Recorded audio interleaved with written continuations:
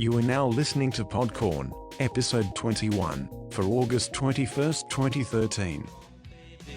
Got a license for love, and if it expires, pray help from above, because in the midnight hour, she cried more. With a rebel yell, she cried more. Hey guys, this is Amyreeder and Bmontclare bringing you a podcast with a special guest, Frank Marraffino. Hello. That's Frank. So we have two male voices right now. Hopefully you can separate the two. Hopefully, right? I think Frank's a little lower voiced, a little more. I'll pitch mine higher and then Frank will go lower. Yes. Frank, do you like comics? Oh, yes. Anyway, so Frank's our special guest. He doesn't live around here, so it's always a treat to have you in town, Frank. Thank you. I don't live around these parts in Comic Town. He's a comics writer. Yeah, Frank and I knew each other before we were both broke into the business. So Frank did a book at Tokyo Pop. Amy did a book at Tokyo Pop. Yeah, I actually did a book at Tokyo buddies. Pop too, but Dark Goodbye. A couple years after that Would be his. would be Frank's. Yeah. I should say for the record that Brandon is quite complimentary, explaining that I broke into the business when Brandon broke me into the business. Thank you, Brandon. Ooh. Look, yes and no. We actually had, I had a book at Tokyo Pop private school that Frank helped with. You know, we were putting it all together. And it looked like it was going to be approved and we were going to write it together. But then, you know, they were so desperate for content. I said, Frank, you should just pitch your own thing. And I think it'll get in, and then we'll each have a book to do. What were you guys gonna do together? Private school. Oh, really? Yeah. Oh, okay. I think so, correct? But the official cover story is I became embarrassed at the content and had to step away. And if that interests any of you out there, if that causes anybody to go out and buy private school to see what the racy content is, go for it. Ooh. Some of the most foul parts of private school are on the first 5 pages, which Frank wrote. So Yeah. Oh. That is an overstatement and an understanding. So Frank did Dark Goodbye over there, 2 volumes, right? Yes. Who's the artist? Drew Roush, he of also Sullen Gray and Petty Scares and Haunted Mansion, and recently he's done a web series that's been printed called Eldritch. Nice. Is that his real name? Drew Roush? I believe it's an approximation of his given name, of his birth name. Do you know what Roush means? Oh, I do indeed. Oh, okay. Just checking. Yes. What does Roush mean? Just means smoke. Oh, okay. Yeah. He's got a very dark style, so Drew Roush is a pretty good name. Nice. Yeah. After that, Frank did with me at Vertigo, Haunted Tank, Yes. with artist Vertigo, yes, you said that. with artist Henry Flint, who Amy just met, and I guess I just met at San Diego Comic-Con. Yeah. Fantastic artist. Good guy. Have you met him before? At San Diego Comic-Con, Okay, 2013. Super nice guy. Nice. Great artist. Did a bang-up job on Haunted Tank, and I'm sorry to say that more people should have seen it. Yes. And maybe in the future they will. Yes. No, I think it's pretty popular. It seems like the people who read it went nuts That's about true. it The online. 13 people who read it were No, were that's fans of not it. true. Like it seems like a lot of people were making jokes about it online because you had references that they enjoyed, Oh, I see. right? Gotcha. Which Plenty I of actually references. didn't get because I'm so bad with How interesting I you would don't mention know that. You're my saying Star you're Wars. sort of unfamiliar with pop culture references. Being, maybe new to the pop culture? Well, in general, yeah, I'm really bad with pop culture references. Yeah, that's what we're going to talk about too much. Yeah. When something's too inside, or I guess approaches, right? But this shouldn't have been too inside. The one with Frank's it was a Star Wars reference. So it's like I should have known it. No, not really. I would never fault somebody for not seeing Star Wars. And But I saw it. It just, I haven't seen it 15 times. But I think for someone to be reliant to get the quote, especially Yeah. if it's not in quotes, it's asking too much of the reader. They should be able to get something out of it beyond just the inside But pretty baseball much humor. everybody who read it got that out of it. So I think you succeeded. But I hear you. In general, it's true. I think. Right. But before we go back on that, just to round it out, Marvel Zombies you did a bunch of stuff for also. You did, there's so many, I don't know what the official... Yeah, they stopped Zombies. adding the numbers to them. They'd be Marvel Zombies 6 and 7. But the titles were Marvel Zombies Supreme and Marvel Zombies Destroy. Nice. Cool. With various artists. Yes. Fernando Blanco did Supreme, and Mirko Ferrucci. I'm mispronouncing his name. Apologize. Did Destroy. You should check them out for the artist's work alone. Cool. Right. But what we're going to talk about, we were talking about this before we started the tape, so to speak. Yeah. Wouldn't it be cool if it was still on tape, like reel to reel? Yeah. be Except pretty- not. No, that'd be We pretty, can make that happen. So We'd need much more equipment. gear. Yeah. that'd be pretty cool. We'd have like big headphones on too, you know what I'm saying? Oh, that'd be cool. No, you need a separate booth. Yeah, Forget like the a headphones. special. That's what I was thinking. Like, I'm picturing us in a booth now, like Right. with the big mixer machine. Moving up the Amy voice higher and higher, Yeah, and moving yeah. down the Brandon I'm like, voice. yeah. Oh, like a yeah. control board? Yeah. That'd be pretty sweet. I was at Guitar.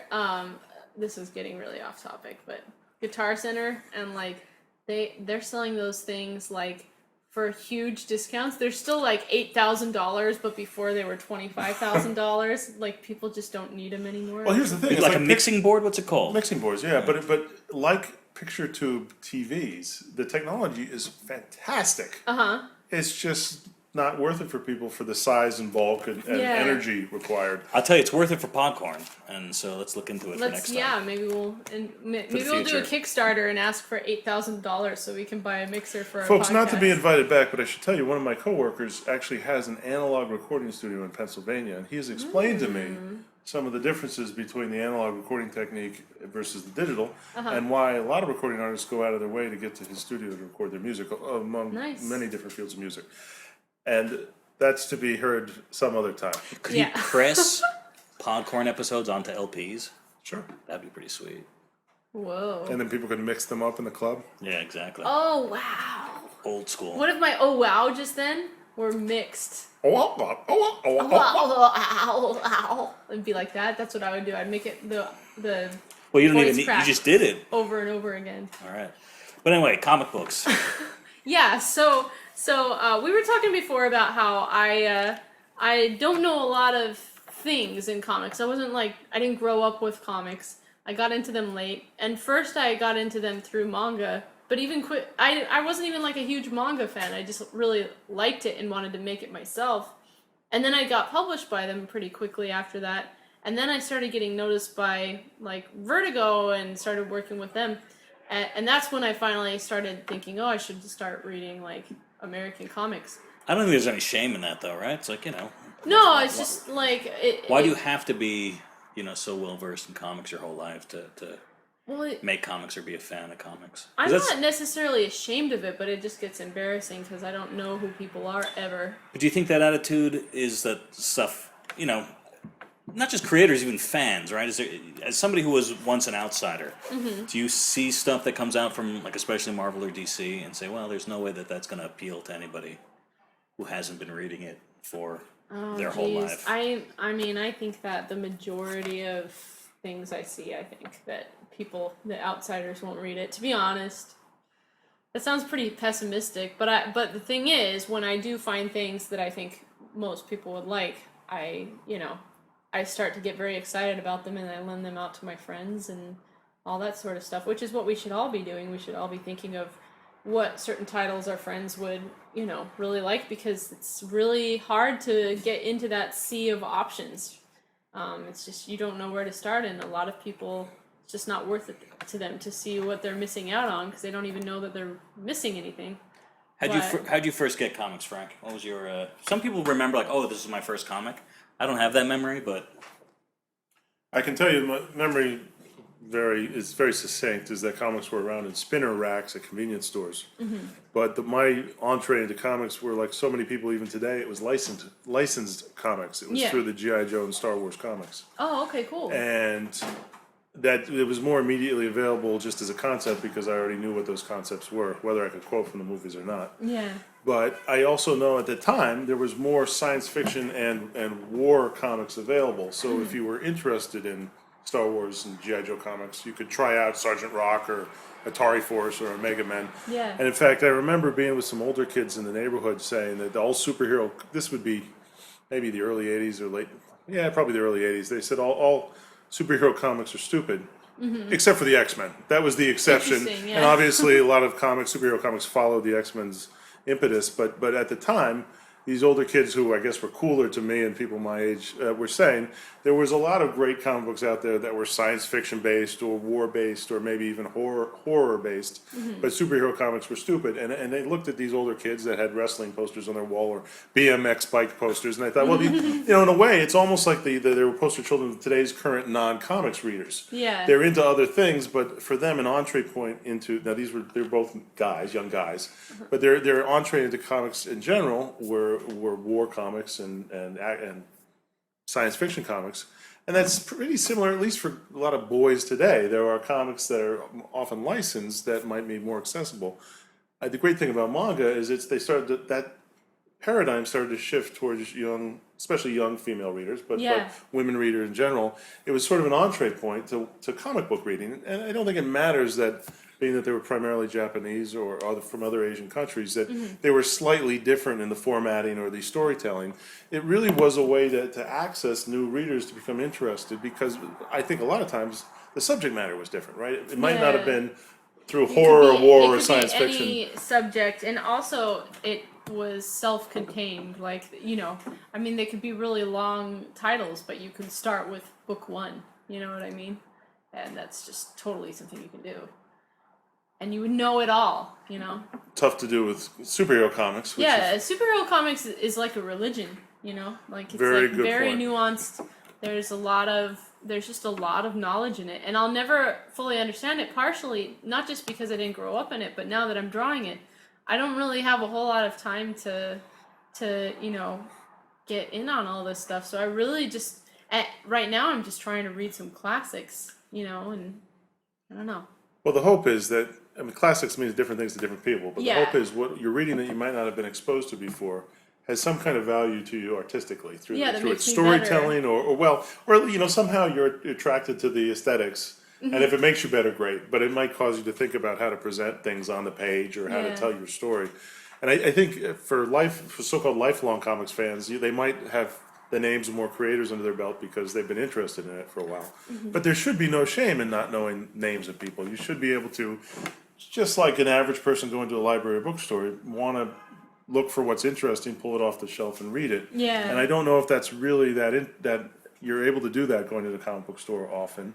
In fact, I'm familiar with a comic book store owner that Brandon knows, and in his comic book store one day, a mother walked in and said, "What can I get for my child?" And he said, "They don't make comics for children."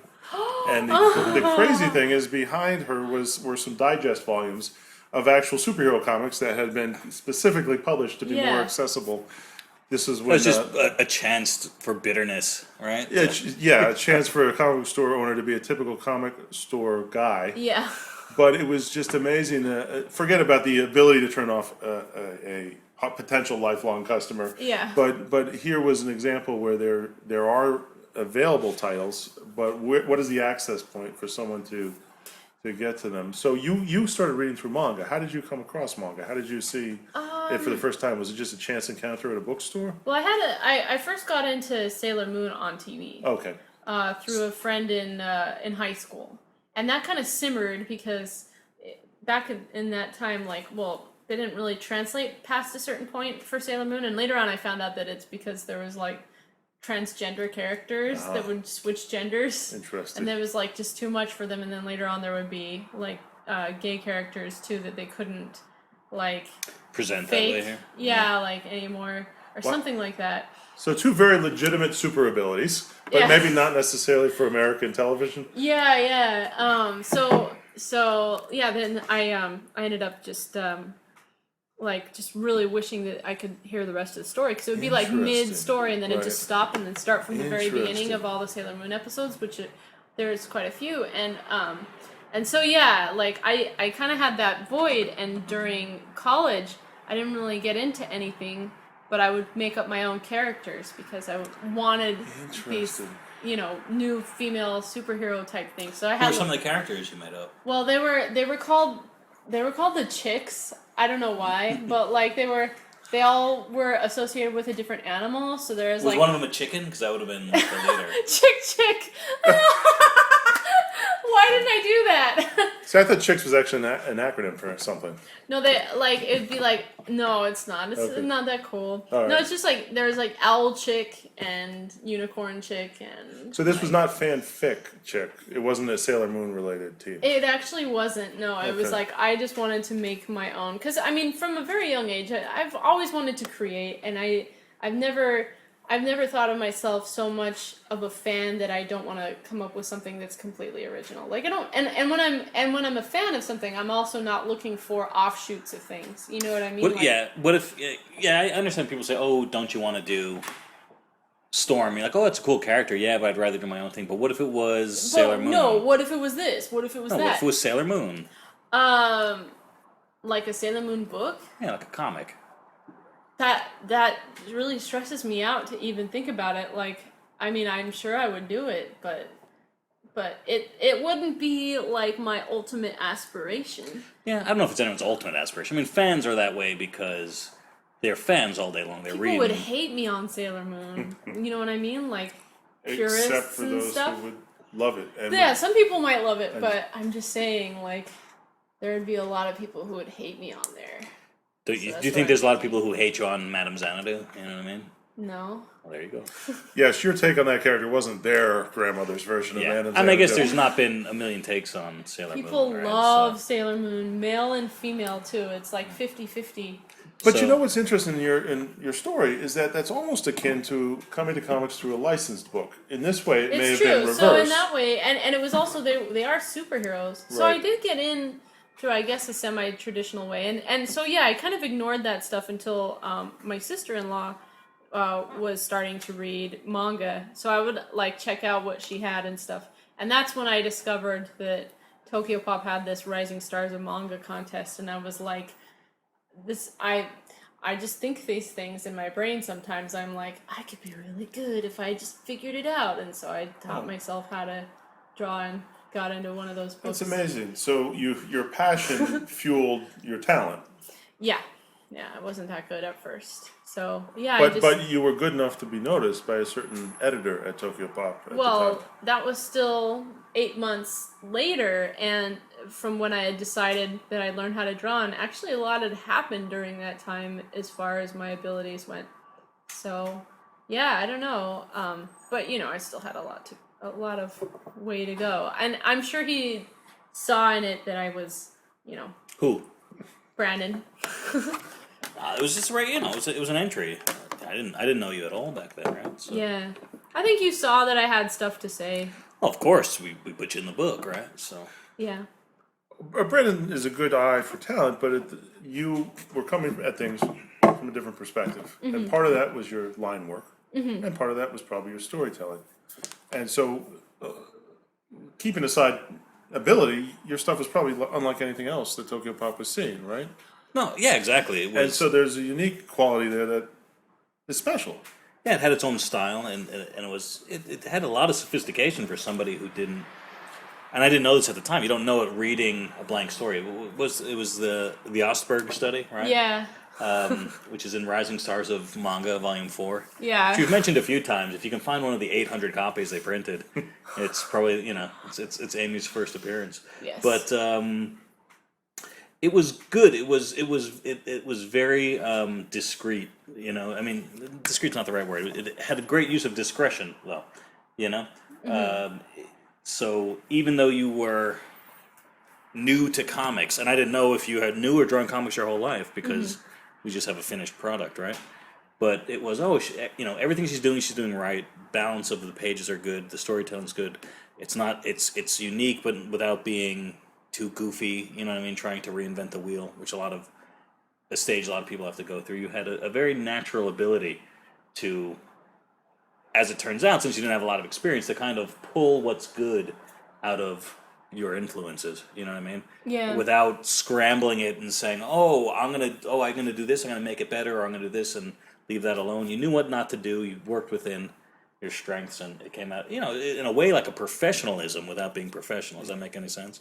Yes. Discretion's about the only word I can come up with. Actually, Brandon oftentimes is critical of people being too clever, and whether that's in the writing or the drawing of panel progression. If you try to be too fancy, it gets muddled, and Brandon's term for it is to be too clever, where it's just distracting. Or too cute, right? Too cute, right? I Too remember cute. he and Bob Shrek, that's their term. Right. I guess. Yeah, neither of us invented it. Right, but the idea is that early on, you had an ability to leave out the stuff that was it was pushing too hard to be attention grabbing, Yeah. and just tell the story fluidly so people could follow it.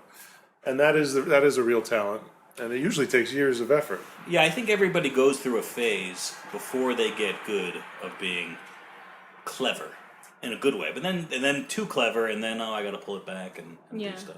Well, you want to show off and you want to try new things, and early on you have the time and ability because you're in an empty vacuum. I also think being clever sometimes can mask being honest, you know, or being real. It's like I don't really have in my heart anything to say, so I'll just be really, I'll give a few zingers and be funny, and well, you can be funny, but there has to be a pathos too, which maybe people are afraid to put in, or they just don't have it in them, you know what I mean, or to express yet. So they go through this cleverness stage, and it usually is a stage before before being like good or professional or whatever you want that level to be. Well said. Yeah. No, I don't know. I think I was always a storyteller inside, but like I didn't want to ever like write novels. I had no interest in that, so I just never really pursued it. So, but you come into comics and it's a whole new field. It's like, wow, I can do anything. There's no baggage. You know what I mean? Yeah. And I can do it's like it's all new and you can work in it. But me and Frank, we read comics all along, but I don't see it as baggage. I don't know about you, Frank. It's I do. You see it in other people as their baggage, though.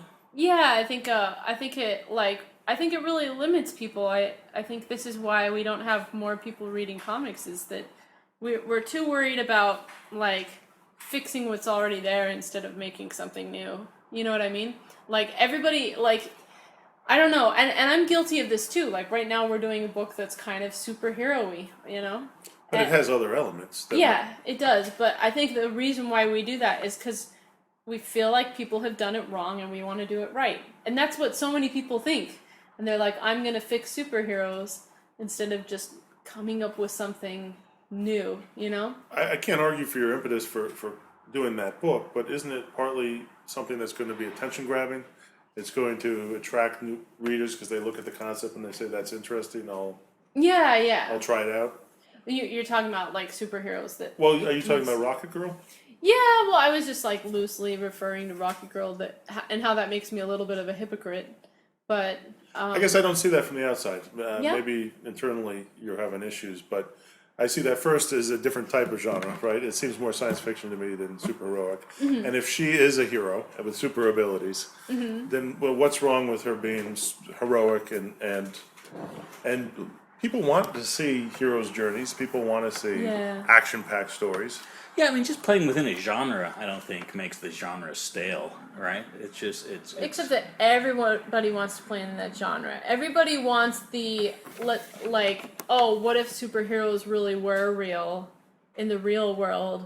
What would it really be like? Well, sure, that's And for us, the impetus is there aren't enough really good action female stories out there. You know what I mean?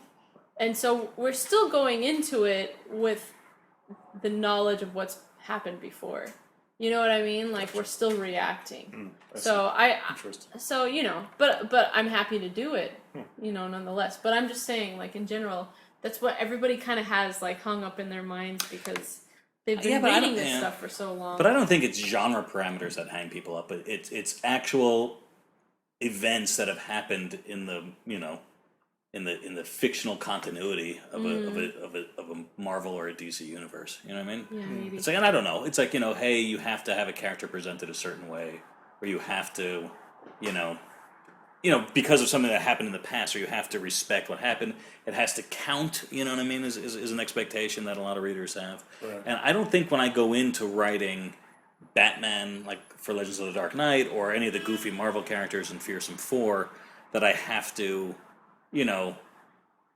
play to all these things, but I probably do subconsciously, it's just not conscious. I don't know what you think, Frank. You worked with a lot of different characters. Haunted Tank is a complete reinvention of Haunted Tank. Well, I find that just in talking to other writers, especially people who might be quote unquote lifelong comics fans, Yeah. that I am a little atypical in that I spent most of my life not reading comics. There were short periods that I read a lot and was totally taken, and then I'd move on to movies or some other interest. But also when I recently moved and got rid of my comic book collection, I was amazed at how many of them I had never reread. These stories, although I had a memory of reading them when I was young and they really left me with an impression, many of them I hadn't read a second time. So I don't think I was as beholden to the characters' past and even some of the storytelling that was done when I grew up on comics. And in fact, the impression, what motivated me to want to be involved with comics was more powerful than the type of formality that was existing there. And Haunted Tank is an example where the character was the character is a real world character of Jeb Stuart, Confederate war hero, if I could use the word hero with quotes around it. But in the comic book, he was a non-character. He was a staid, ghostly presence who I don't think said anything in the actual comic. So that's sort of a blank slate to start with. It was just conception of a ghost haunting the tank that you start with. And I think if you want to be clever, you can say we're relaunching it for the 21st century. But at the time, it was just, here's the core concept. Let's make something that might be interesting. But it has to come with a certain amount of heart. Sure, absolutely. But again... Or pathos. Right. But you're working, and this is just speaking about parameters again, you're working at Vertigo, and Vertigo has a history of taking old characters and doing complete revamps. That's true. So there's not the expectation. When you work for the Marvel stuff with the zombies, it's they're not giving you Spider-Man and Wolverine to work with. It's ancillary guys. But when you're working with the Squadron Supreme, do you go back and Well, that is a good question. Yeah. And working on Marvel Zombies book, there's a few different asterisks as to your question and the implications. One is that Marvel had recently been bought by Disney. So this is almost a direct quote from editorial. We're not going to be able to make action figures of Spider-Man eating heads anymore that are based on Marvel Zombies characters. And I don't think that was an edict from top down. It was just understood. Now that Disney owns the company, our top-line characters that are out there in the popular culture, they're not going to be girlfriend-eating zombies. Yeah. So who are some third-tier or lesser superheroes that we can have this happen to, which will still attract readers? Yeah. But won't turn off the licensees. Yeah. And so you start with that, and all of a sudden they're going to be characters that are have nebulous linear histories already. But even within that context, the Squadron Supreme were clones of the Squadron Supreme. all right? So right away they're not even the real characters. And then you work farther down the line, and just the time frame that requires the book to come out means that you could just throw something out there, and that's how it sticks to the wall as it gets published. But is there an expectation that even with Squadron Supreme, they're fans or people with a knowledge of it, and I have to honor that or not? Is it like, are you supposed to ignore it, or are you supposed to throw it in their face? It's funny that you say that. For me, just to write the book, I used as both a crutch and as an interesting puzzle the existing characters' personalities.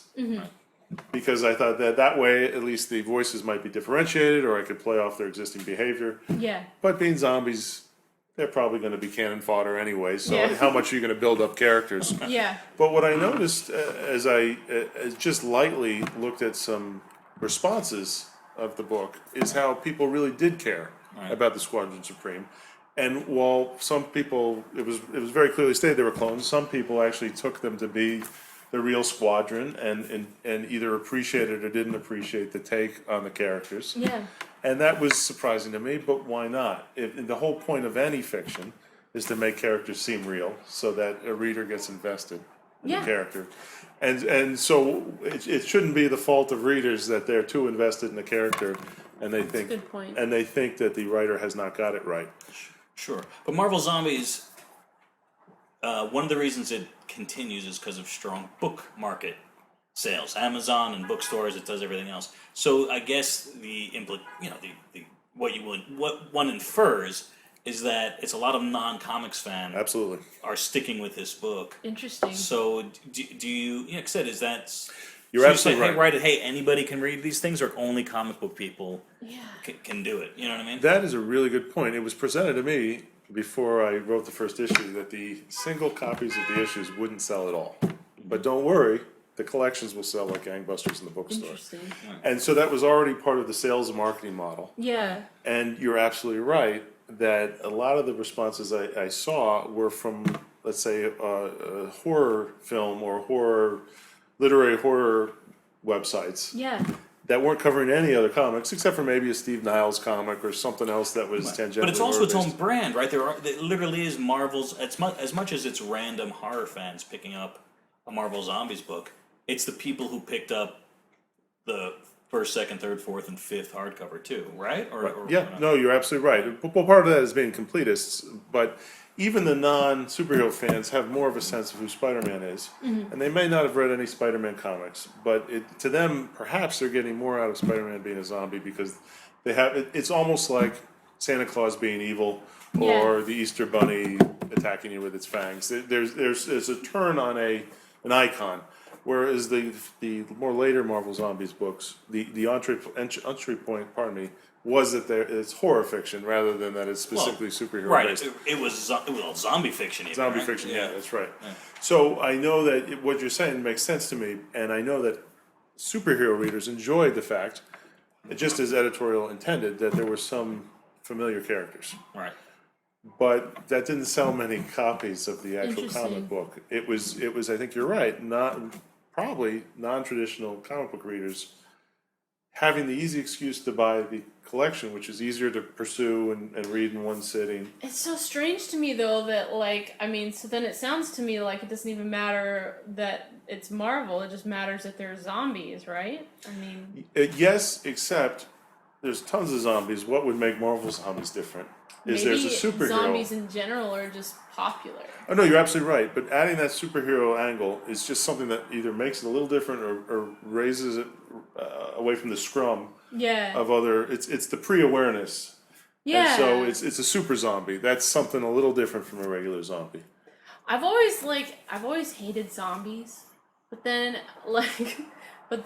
every once in a while I get into it. Like I watched Walking Dead, but I remember with your Marvel zombies, I saw this issue where it wasn't Green Arrow, it was like a Green Arrow-like character. Well, that was the it's point. Marvel. All of the Squadron Supreme were rip-offs of the Justice League. See, now that's the thing. See, I don't know. This is these exactly what we kind of started this There we conversation. go. But go on your. But go on your Green like Arrow. Suddenly, I understood because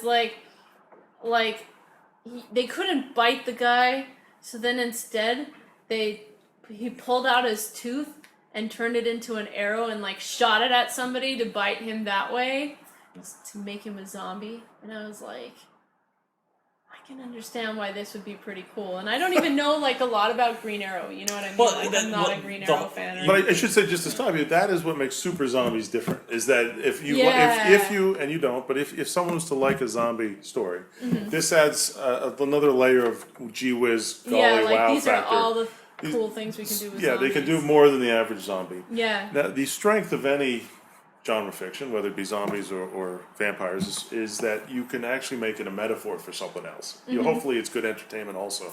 And if you have never liked a zombie story, it's possible because they haven't done much for you on another It's just layer. really stressful. That's why I don't. I see. Yeah, Okay, gotcha. Marvels or zombies stress me out. But Brandon was about to mention. It was kind of what we were talking about when we first started, which is what are the expectations of people who kind of know this stuff, and Squadron Supreme, out of hand. I know Hyperion is Superman and so on and so forth down the line. I don't even know what's the Arrow character's name? Maybe Golden Archer Golden Archer. or something like that. That's McDonald's super That's hilarious. analog for Interesting. But what Brandon's saying is every member of the Squadron Supreme was based directly on a member of the Justice League of America. right. So, but Amy didn't know that, and No. Amy read it and didn't know that, and there's a layer that you're missing, but you still found it entertaining. There's so many things like that I miss. I even read. But it's it's obviously not your fault. But can you write the Squadron Supreme without it being a given that you're, as a writer, that the audience, obviously Amy didn't, and it worked for her, and she thought it was a cool scene, but when you're approaching the writing, I mean, aren't you dependent on saying, well, people are going to understand that, that it's part, my audience is going to understand that the Squadron Supreme is, Marvel's ripoff of the Justice League. You know what I mean? It's an interesting point because and then this becomes so, like I said, insider that's why regular people are turned off by comics. Because it's too insular, Yeah. and people outside, a lot of the in jokes don't mean anything, and then it becomes frustrating that you're left out of being the in jokes. Yeah, no, I think that's true. I don't know what it is. It's not nowadays. It's not even just comics. It's like in order to be a part of the culture, you have to be watching Breaking Bad and Doctor Who and Game of Thrones, none of which I've ever seen.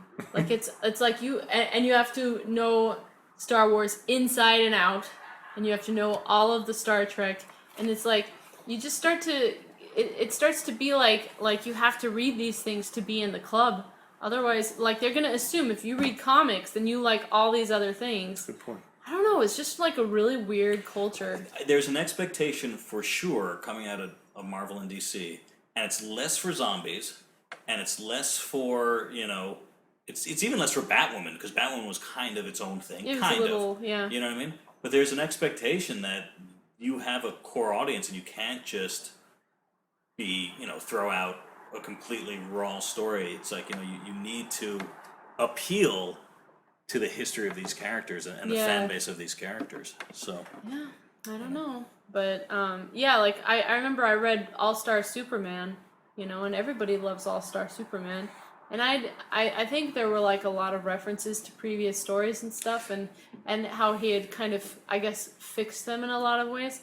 There's no way for me to know that. They just seem like a lot of random stories, and I'm like, okay. No, I mean, I wouldn't say that on All-Star Superman. All-Star Superman, I mean, it did have some things. It stood on its own, I guess, but it just seemed... But to me, the reason All-Star Superman was different than All-Star Batman was that All-Star Superman maybe didn't appeal to fans who've read a lot of Superman, but it was definitely dependent on you understanding comics and comic storytelling. Yeah, so... Whereas All-Star Batman had tons of supporting characters in it, and it was completely wild, but you could read it because it was... Yeah, it was totally readable. Well, I think both were readable, but I think Grant and Frank Whiteley are going, like I said, they're saying, well, we're going to take, it's like listening to music. Anyone can listen to something jazzy or rock and roll and tap their foot to it, but maybe to listen to some heavy classical music, or even more something experimental, you say it just sounds like garbage. Like, no, but if you understand... it's not my language, so I'll say something. Tone and melody and every word that you can think of that describes music critically, right? Yeah. It's like you need to have an understanding of comics to really appreciate All-Star Superman, I think. Yeah. Not necessarily of Superman, but just of the medium, right? And yet, whereas Batman was great, and it was just like, just a wild ride, and anybody could pick it up, whether you're 10 years old or 50. Yeah. And read it. And a lot of people didn't like that book actually in comics, but everyone outside of comics that I ever showed that book to, and as editor, I'd show it to a lot of people.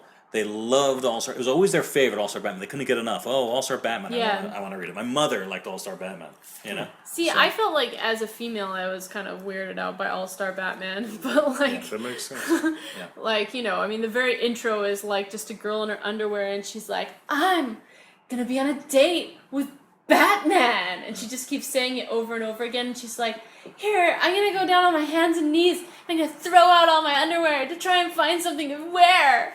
And like, you know what that sounds like? Jealous because you didn't have a date with Bruce Wayne. Yeah, no, I don't. I actually thought that was a pretty good imitation of the scene. I thought it was well played. Yeah, and then like, I mean, so you deal with that, and then all of a sudden by like the third issue or something, there's Black Canary, who's just is frustrating to be around. So like, but off-putting for a different reason. Yeah, so I'm saying, yeah, maybe it did reach all audiences except half of the population and your mom.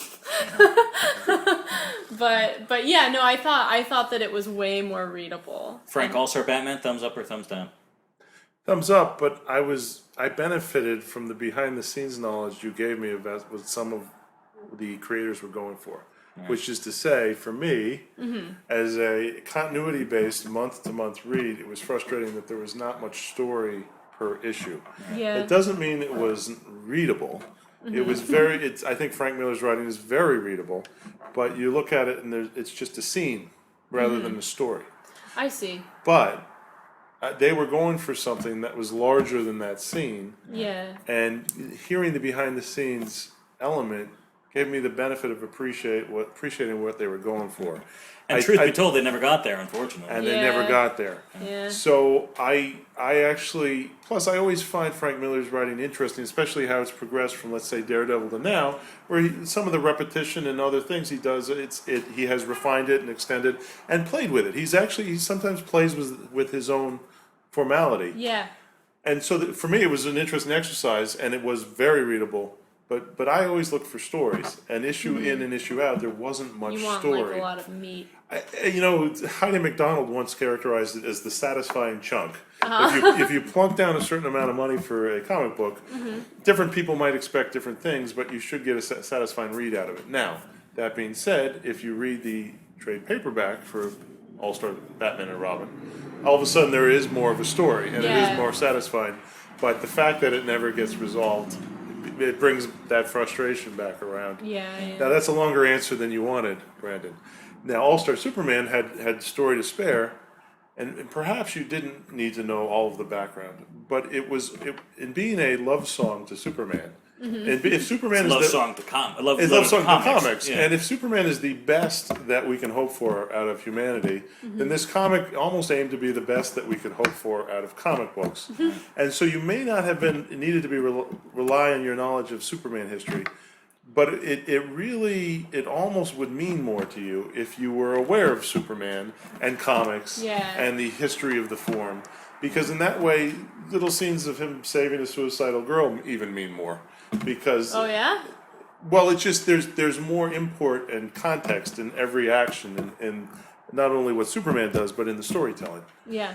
And it totally makes sense to me that someone who comes from not growing up with comic books in general, but superheroes specifically, it just wouldn't tug on the heartstrings in the way that it might to a superhero reader. And here's kind of the irony of it. So you guys are basically saying that the people who would enjoy All-Star Superman have to anybody can enjoy it, you're saying, but to fully appreciate it, you have to know comics, be lifetime studiers of it, but B, also not be as into comics, to the point where you're obsessed with continuity and stuff. So you have to know it all, but also kind of be above it all in order to get the full experience.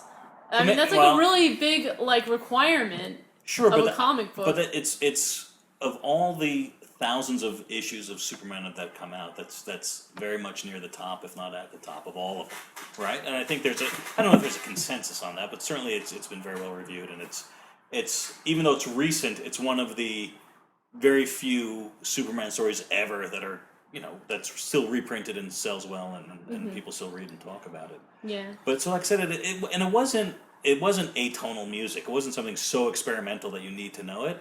But it's like I said, it really does, I think, benefit from, like I said, a deep familiarity with comics. Yeah. You know what I mean? But maybe not. I think you're right, and I think, Amy, you've taken what we've said and put a good read on it. What's interesting to me is Grant Morrison, the writer of that book, who aims to reach across all boundaries. Yeah. In doing this book, it was almost a lead up to his nonfiction book, Super Gods, where he examined the history of superheroes and what they're capable of, not just in a story level, but in a level in humanity. Yeah. And so it seems like, he would like to reach out and get audience members who have never read comics before, and many of his work is accessible to people who never read superhero stories. Yeah. Right. That, in fact, his mindset was one of looking back across the sands of time, Yeah. and taking what he knew, Right. and importing that at least Yeah. in story value into Superman. Well, I will So it's say hard he to did- fault he did- him right. for trying to just put everything that he feels is important. It's like saying, do you if you put it to any popular, any art form, popular consumption, there are stuff that I don't know if the Oscar award is a be all end all, but a movie that wins the Oscar is not going to necessarily be, more often than not, it's going to be the one that the most people have seen or the most people liked or the most people feel invested in. You know what I mean? I mean, talk a movie like Star Wars. I mean, people have based their life around Star Wars. What won in 1977? Not Star Wars. I don't know what won. Frank's Mr. Film Man. But so is the difference between All-Star Batman and All-Star Superman the difference between something that's more pop, and then something that's that aspires to be a little bit more weighty. But again, it's not like it's all or nothing. It's not like it's total fluff versus this crazy experimental, envelope pushing stuff. They're still pretty close on the range, but maybe one is more towards open accessibility and fun. Yeah. The other one is like, no, let's show that we care about superheroes and what we do. Yeah. But maybe not. Well, I don't think there's anything wrong with trying to make the best superhero comics you can make. But that alone is not going to draw people into the industry. Yeah. Even if everybody goes to see an Iron Man movie, they might not read Iron Man comics, as was evidenced back with the X-Men movie that came out and all the others. Although I think that I think that they could achieve that if they wanted to. Right. But just shy of that, what would bring new readers in? Sailor Moon brought you in a circuitous route, but it made you interested in... Well, I think the biggest thing is that there are a lot of women in the world, and they like to buy things, and they like to sit and read things. They're very patient. So... And they like genre. Yeah. As so evidenced by the Twilight series and the Hunger Games series. As evidence as conventions that you go to now. I mean, there's so many... And maybe it's because I'm sitting next to Amy at most conventions for most of the day, you know what I mean? But it's like so many female fans dressed up, spending money, wanting sketches, wanting to talk about stuff. Not just about Twilight, not about Rocket Girl, about Batwoman, which is obviously a female character, but also they all, except, Nightwing and Batman and all that stuff. They read Saga, which is, And which is neither male nor female, right? Both creatively and the characters in it. But they people, they dig it and they got money to spend and they want to do stuff and. I mean, like it's like a huge untapped resource, and I think the reason why is that, to be honest, and a lot of these women do read it, but I'm saying like there's people that aren't even totally on that radar that could easily become on that radar because I don't think there's like. I think there needs to be more quality put out there, and people don't really understand what women want in a story. You know what I mean? Like, I don't know, but it also does have to do with it being something that's a new title. You know what I mean? Like, it doesn't necessarily have to be. I think you could take like a character in the DCU, for instance, that hasn't been used for a long time, and then restart her, but you would have to market it specifically to women. You would have to try and get in through like Jezebel or something like that, like an online like kind of hip woman place. I don't know, like you'd really have to try different things, but it's so there, like it's and right now, like I was this is just kind of like a random thing, but like on Facebook nowadays, if you have a fan page, they can give you stats on your on the people who have liked your page. And so I got to find out what the demographics were, just age and sex, right? And on everybody, like I saw a couple other people's graphs as well as mine, and no matter what, like we all had differing levels of ages and female to male ratios, but everybody universally had, on the older end of things were male, and on the younger end of things there was a greater number of females. Not that the females always outnumber the men, but the younger curve is more towards female, and what that says is that's going to be a really big market, And so I think that's definitely a way that people need to go, and I think they need to create things that are really readable. I don't think that a lot of this stuff is readable. I think that people don't spend a lot of time on facial expression and like characters, it's more about what's being done and or being clever with the writing instead of like making it so you can identify with characters, and women like to identify instead of like go, wow, that's so cool, and just have like complex relationships between people and. So it sounds like if you were going to set some rules, there should be more character work done, Yeah. so that readers can identify And that's with the both in the characters. writing and the art, Right. Yeah. Yeah, it certainly shows up more in the writing now, expectations, even Marvel, you know what I mean? It's like I said, I always, I always goof on it where it's like, oh, let's have yet another scene where everyone's on the rooftop in their costumes, but their masks are off and they're just talking for 3 pages, you know what I mean? It's like, I think it's almost like the heavy-handed approach to have interactions and making people care and saying, oh, they're real, and let's invest the audience. But you know what? I don't think that sitting on a rooftop with their masks off and talking is nearly as effective if you don't have an artist who's able to do that. And most people who do, most people who do that, those books aren't actually Amy Reeder or Steve Dillon. You know what I mean? Yeah, that's the thing. Like whenever there are who are good at just doing those long talking scenes. Like, oh, let's have breakfast in the But local writers aren't good diner at it before either. the meteor strikes. Yeah, but writers aren't good at it either a lot of times. Like, whenever Well, they that's, have, like, the talking scenes, they are more boring. I admit that. But, like, they don't have to be. Like, normally I love that kind of stuff. But you really have to care about the characters and see how people actually act. Like, as a writer, you have to be more excited about nuances of, like, how people are saying one thing and doing another. And artists have to be able to illustrate that. And they also have to be more interested in what a person's motivations are than how to draw an awesome car, And one thing, even with talking scenes, helps is for it to be dramatic, and that is good writing, not just good artistry, but to have something that matters. Even if it's a romantic tension between characters. If they're talking about what they're going to have for dessert, but it's weighted with if they'll have 1 spoon or 2. Oh my gosh! And like, all of a sudden, that scene takes on a dramatic I would love that, tension, and so you care about that silly discussion. Yeah. Whereas most scenes don't have the 1 spoon or 2 moments. Yeah. It's kind of funny because, like, and these movies are so. They barely even exist these days with how Hollywood is and stuff. But like the quote unquote chick flicks, right? And sometimes they're not quite as successful, and they're maybe not even as good. But it's like we crave a lot of the like just romance or like things that deal with person to person a lot more than we need like crazy things blowing up in our faces. So yeah, I don't know. But the biggest thing is just making it readable and not having a huge history behind it. I really think so. Yeah, I wonder if sometimes the history behind it, the huge history behind it, is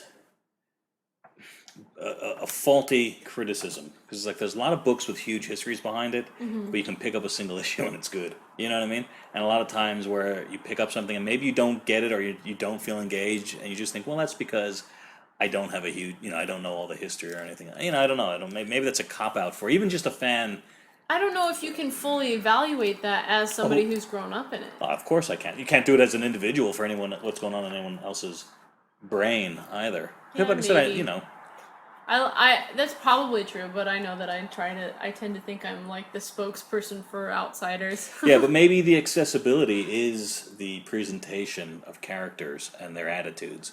And the inability of the art on an individual issue and everything else. Because, like, listen, Jim Lee knows how to draw a comic, and Frank Miller knows how to write a comic, and the fact that they totally went in a different direction than expectations of Batman and All-Star Batman should be like, oh, great, it's an immediately accessible standalone story. But Amy's turned off by it just because of its how it treats females. You know what I mean? Yeah. So, which is a valid.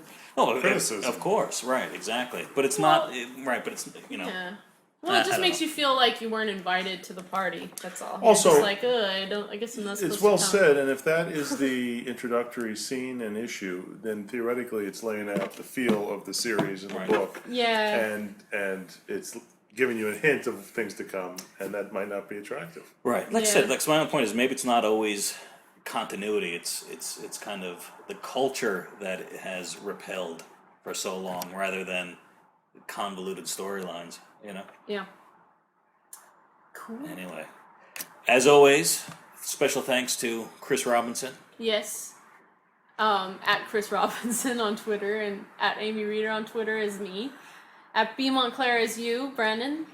Frank's invisible but on Frank, Twitter. you know, I don't know what to tell you about Frank. I'm such a big guy that it's a pleasure to leave a small footprint as an internet presence. Do you have anything that you at least have like an ID for set up or anything like that? Not right now. Okay, so just Big make plans. sure. Be on the lookout. Thank you. We'll let you know. Basically, Thank you, Amy. next time when we know, you'll know. Frank. All right, thanks. Secret stuff coming from Frank. Yes. Be on the lookout. But then again, you'll never see it coming. Sometimes a slow-cooked barbecue is tastier. You're smoking some And with ribs. that, we're gonna take you out. More money to burn.